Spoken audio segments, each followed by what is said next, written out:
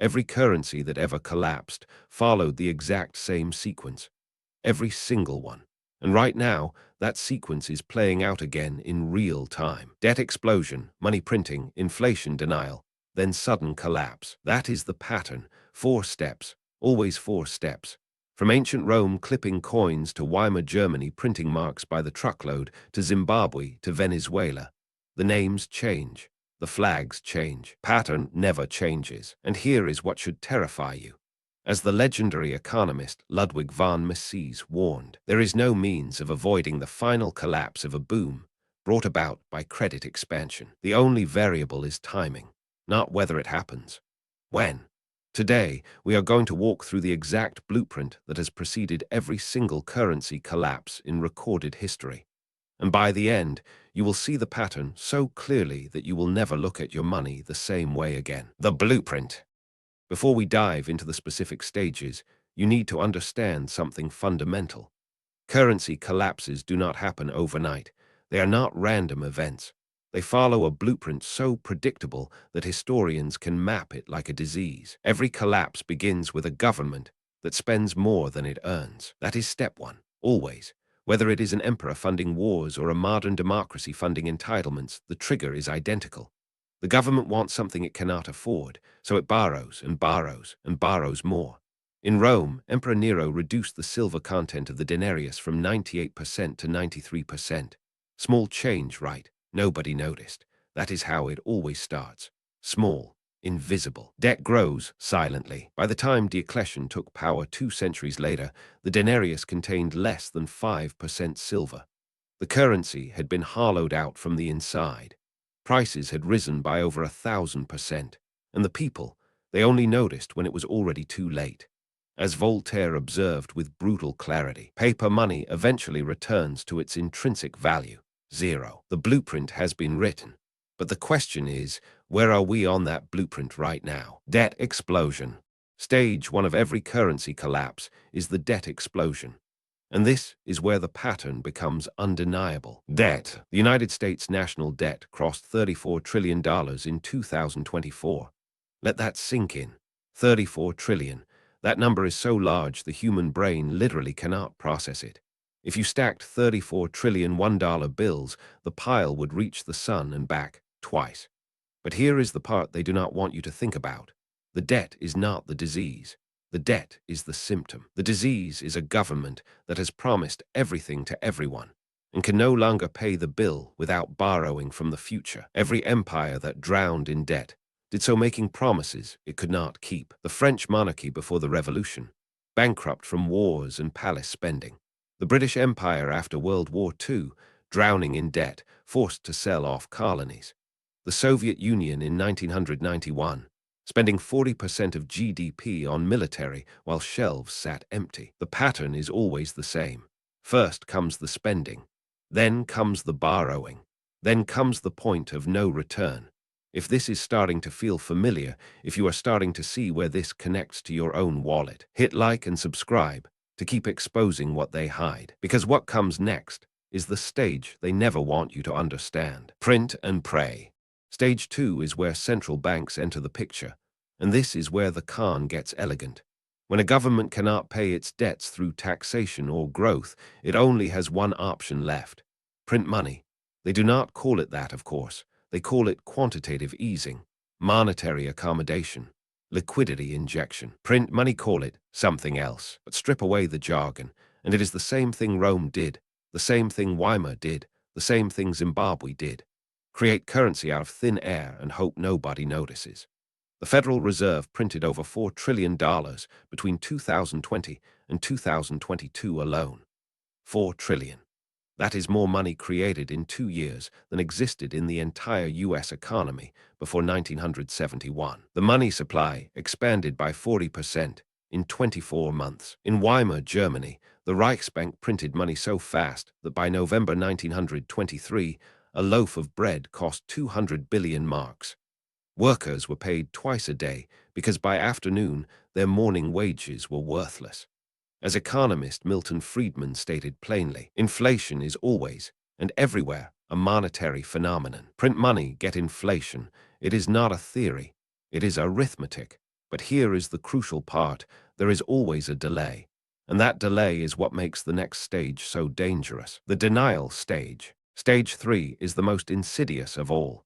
Denial. When the printing starts, the lying follows immediately. This is where governments and central banks tell you that inflation is transitory, temporary, under control, nothing to see here.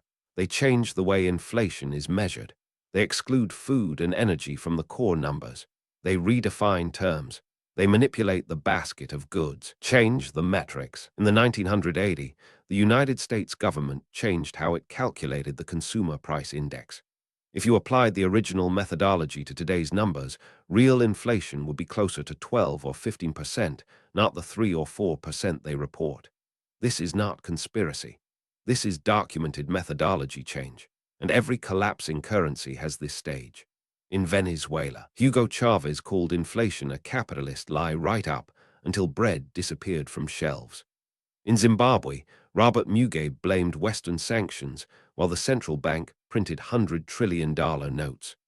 In Turkey, Erdogan fired central bank governors who dared to raise interest rates. When the leaders deny reality, the currency is already dying. The pattern repeats because power never admits failure.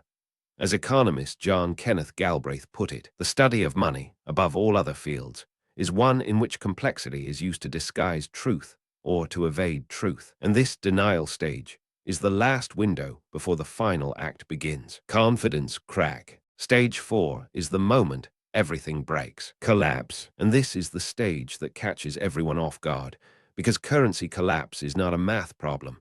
It is a psychology problem. A currency is worth something only because people believe it is worth something. The dollar in your pocket has no intrinsic value. You cannot eat it. You cannot build with it.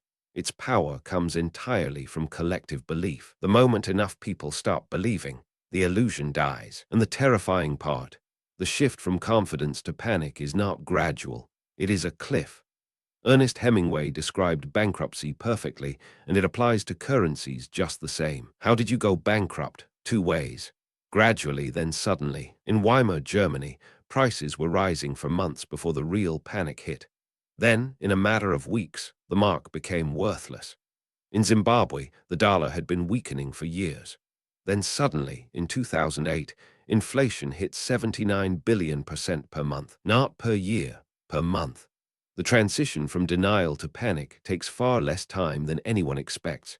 And once confidence cracks, no amount of government reassurance can put it back together. But what triggers that crack? That brings us to something even more disturbing. The trigger event. Every currency collapse has a trigger. A single event that shatters the illusion of stability. And here is what most people get wrong. The trigger is never the cause. It is the last straw on a camel whose back was already breaking. Trigger is not the cause. In 1971, the trigger was Nixon closing the gold window. The dollar could no longer be exchanged for gold.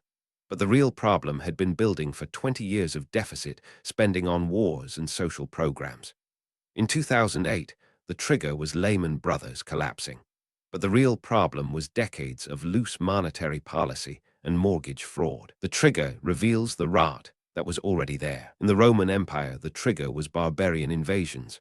But the currency had been debased for 2 centuries before the first barbarian crossed the border. In Argentina, which has experienced multiple currency crises, the trigger is always different. A political scandal, a commodity price drop, a debt default. But the underlying pattern, always the same: too much debt, too much printing, too much denial. Then a trigger pulls back the curtain. The trigger does not break the system. It exposes a system that was already broken. And this raises the question that nobody in power wants you to ask. What will be our trigger? Who profits? Now we arrive at the part that will make your blood boil, because currency collapses are not accidents. They are wealth transfers. Theft. Every time a currency collapses, wealth does not disappear. It moves. It moves from the many to the few, from savers to debtors, from the middle class to the asset holders. When the Federal Reserve prints trillions, where does that money go first? It does not go to your bank account. It goes to Wall Street, to banks, to corporations. They buy assets, stocks, real estate, commodities before prices rise. By the time inflation reaches your grocery store, the wealthy have already converted their paper money into real assets. Wealth moves upward. This is called the Cantillon effect, named after the 18th century economist Richard Cantillon. Those closest to the money printer benefit first and most. Everyone else pays the tax of inflation without ever seeing a cent of the new money. 1. Central banks print money. 2. Banks and institutions get it first. 3. They buy hard assets immediately. 4. Prices rise for everyone else. 5. Your savings lose purchasing power. As the saying goes, follow the money. In every currency collapse in history, a small group knew what was coming and positioned themselves accordingly. But this pattern does not stop at individuals. It extends to entire nations. Global chess game. While most people are focused on their grocery bills, the real game is being played at the global level. And it is a game of chess, not checkers. Nations are positioning themselves for the next monetary order right now. China has been accumulating gold at unprecedented rates. The People's Bank of China added over 200 tons of gold to its reserves in recent years. Russia has been de-dollarizing its economy since 2014, shifting trade to rubles, yuan, and gold. The BRICS nations, Brazil, Russia, India, China, South Africa, are actively discussing alternatives to the dollar-based system. Dollar dominance fading. Saudi Arabia, the cornerstone of the petrodollar system, is now accepting yuan for oil sales. That would have been unthinkable a decade ago. The petrodollar agreement that has backed American economic dominance since 1974 is quietly being dismantled. And here is what connects this to the pattern.